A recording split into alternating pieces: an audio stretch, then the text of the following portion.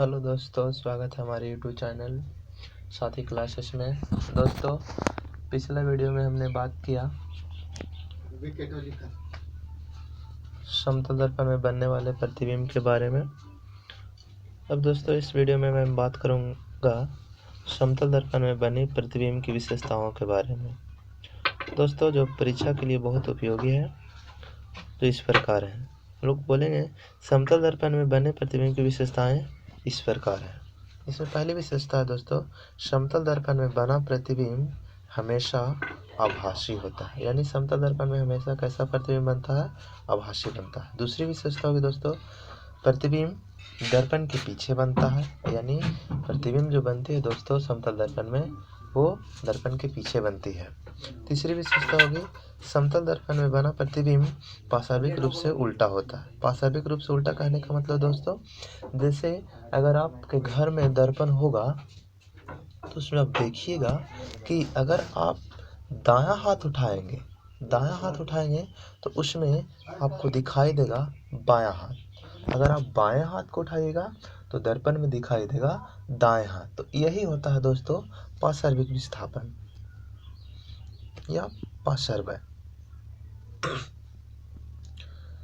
दोस्तों, इसके बाद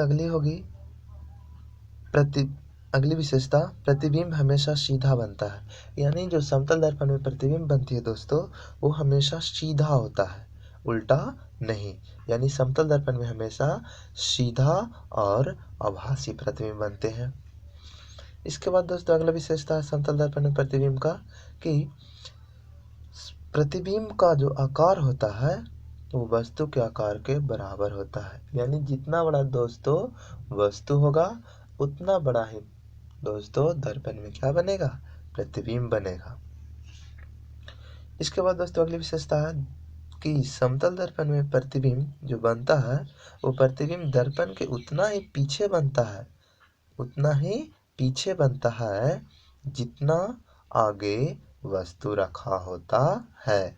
यानी हम लोग कह सकते हैं कि समतल दर्पण में जो प्रतिबिंब होती है वो वस्तु की दूरी के बराबर होती है। यानी कह सकते हैं कि वस्तु दूरी बराबर प्रतिबिंब दूरी। दोस्तों, हमने पिछला वीडियो में भी दिखाया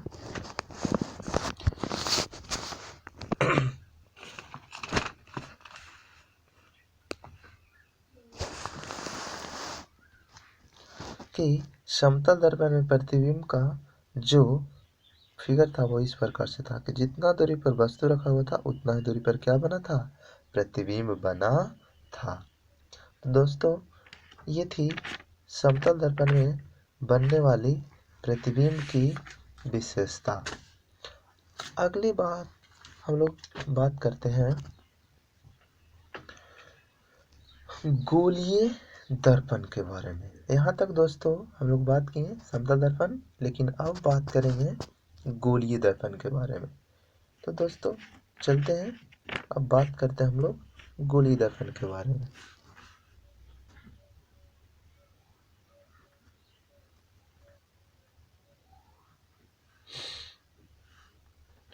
गोलीय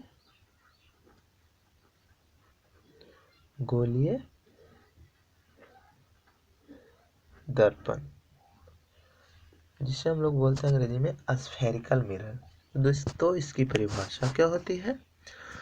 तो गोलीय दर्पण की परिभाषा होती है दोस्तों, गोलीय दर्पण की जो परिभाषा होती है, कहते हैं कि वैसा दर्पण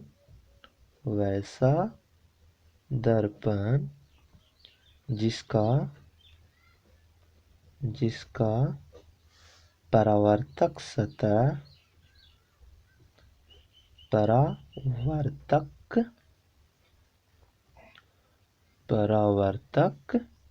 सतह किसी खोखले गोले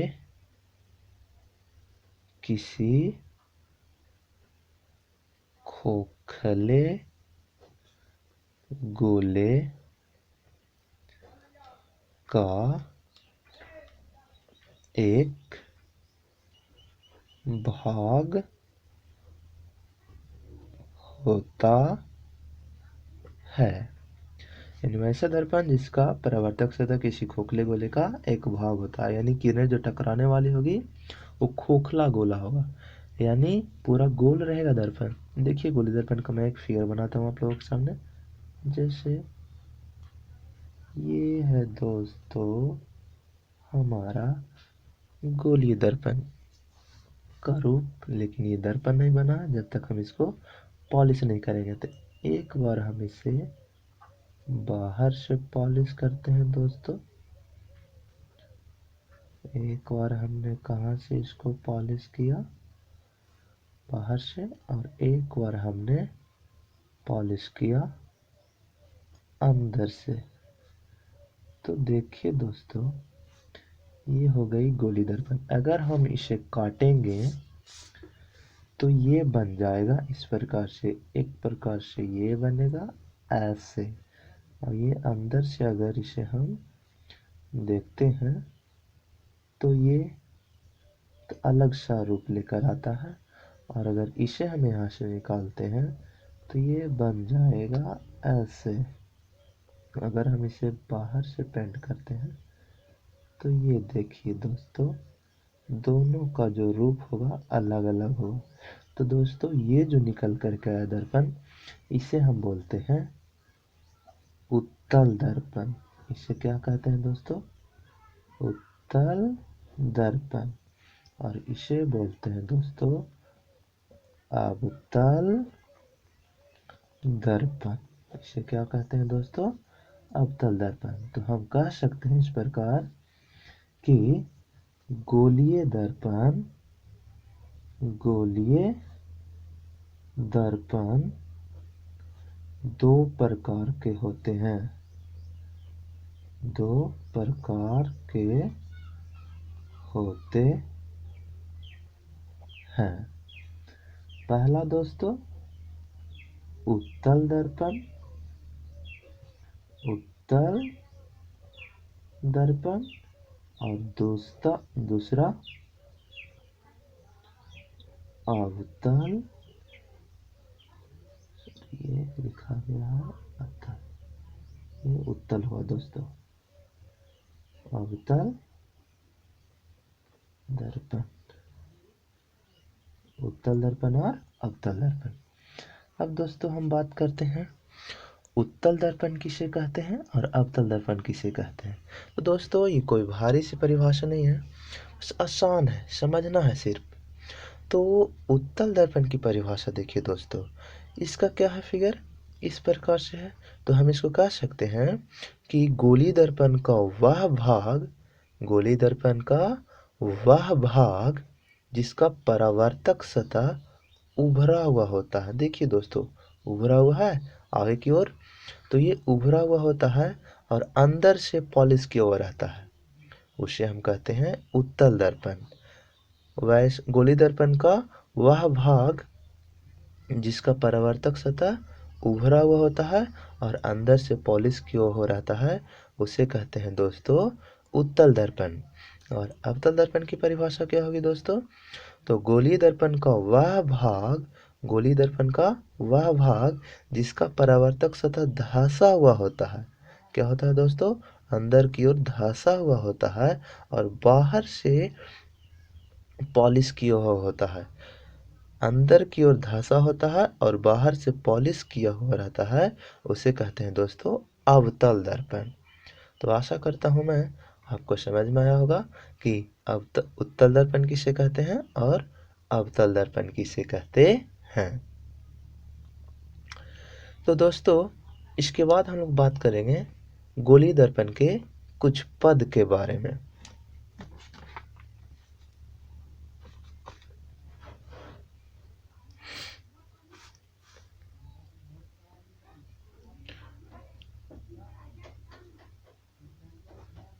गोलीय दर्पण के कुछ पद, पद मतलब इससे संबंधित होने वाला पद। जैसे दोस्तों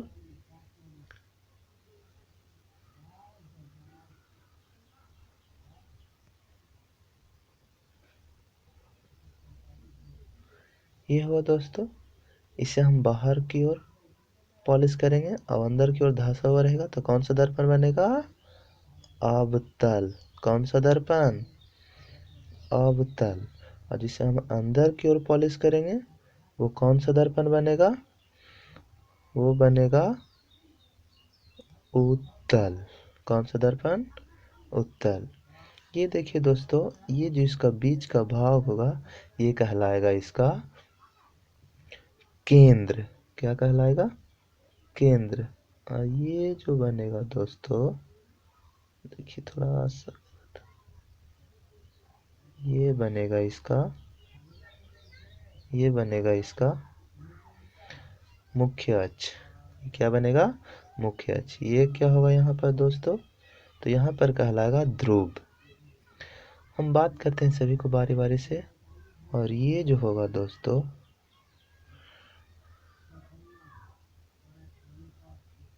कहीं पर भी हम ले जा सकते हैं, तो ये कहलाएगा इसका वक्रता त्रिज्या। ये दोस्तों कलई किया हुआ है या रंगा हुआ है, पॉलिश किया हुआ है। ये दोस्तों जो भाग है इसे हम कहते हैं उत्तल दर्पण। क्या कहते हैं? उत्तल दर्पण। और ये जो दोस्तों भाग है इसे हम कहते हैं अवतल दर्पण। कौन सा दर्पण? अवतल दर्पण। ये दोस्तों क्या हो गया? वक्रता केंद्र। वक्रता केंद्र। और ये जो हो गया दोस्तों वक्रता त्रिज्या।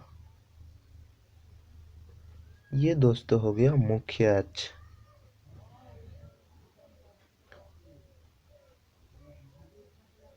मुख्य अक्ष, या हम इससे बोल सकते हैं प्रधान अक्ष। एक नाम बोलेंगे। ये दोस्तों हो गया ध्रुव। यहाँ पर भी ध्रुव।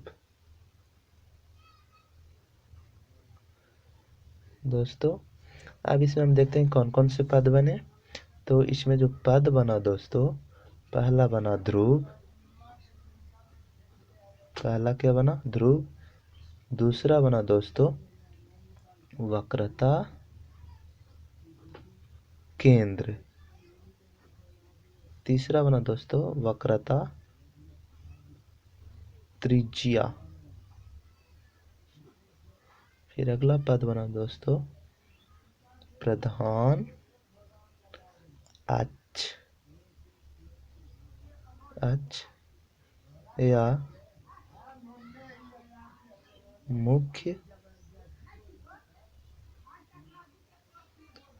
अक्ष। प्रधान अक्ष या मुख्य अक्ष। तो दोस्तों हम बारी बारी से इन लोगों का परिभाषा जान जाते हैं। दोस्तों बात करते हैं ध्रुव के बारे में। तो गोलीय दर्पण का जो मध्य बिंदु का जो भाग होता है या मध्य बिंदु होता है, उस बिंदु को हम क्या कहते हैं? ध्रुव कहते हैं। गोलीय दर्पण के मध्य बिंदु को हम क्या कहते हैं? दर्पण का ध्रुव कहते हैं। गोलीय दर्पण के मध्य बिंदु को दर्पण का ध्रुव कहते हैं। इसे दोस्तों P के द्वारा संकेत करते हैं। इसके द्वारा संकेत करते हैं दोस्तों P के द्वारा। इसके बाद वक्रता केंद्र। तो वक्रता केंद्र की परिभाषा होती है दोस्तों, गोलीय दर्पण जिस गोले का भाग होता है उसके केंद्र को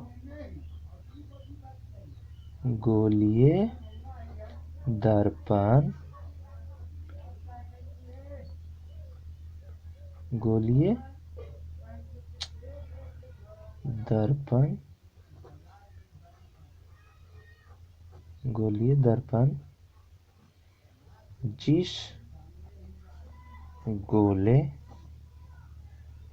का भाग होता है उसके केंद्र को दर्पण का वक्रता केंद्र कहते हैं। क्या कहते हैं? वक्रता केंद्र कहते हैं, जिसे दोस्तों सी के द्वारा सूचित किया जाता है। किसके द्वारा सूचित किया जाता है? सी के द्वारा। इसके बाद दोस्तों हम बात करते हैं वक्रता त्रिज्या। तो वक्रता त्रिज्या की परिभाषा क्या होती है कि गोलीय दर्पण जिस गोले के भाग होती है उसकी त्रिज्या को गोलीय दर्पण जिस गोले का भाग होती है उसकी त्रिज्या को क्या कहते हैं दोस्तों? वक्रता त्रिज्या कहते हैं। गोलीय दर्पण जिस गोले का भाग होती है उसकी त्रिज्या को वक्रता त्रिज्या कहते हैं। इसे कैपिटल आर के द्वारा सूचित किया जाता है या संकेत किया जाता है। तो दोस्तों इतना आपको समझ में आएगा। आगे बात करता हूँ प्रधान अक्ष या मुख्य अक्ष। तो इसकी परिभाषा होती है गोलीय दर्पण के ध्रुव से वक्रता केंद्र को गोलीय दर्पण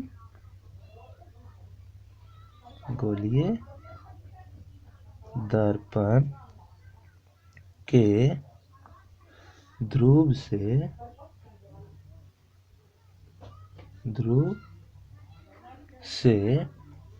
वक्रता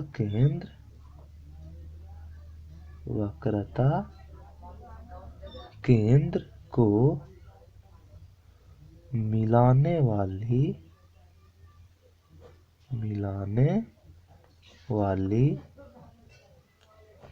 रेखा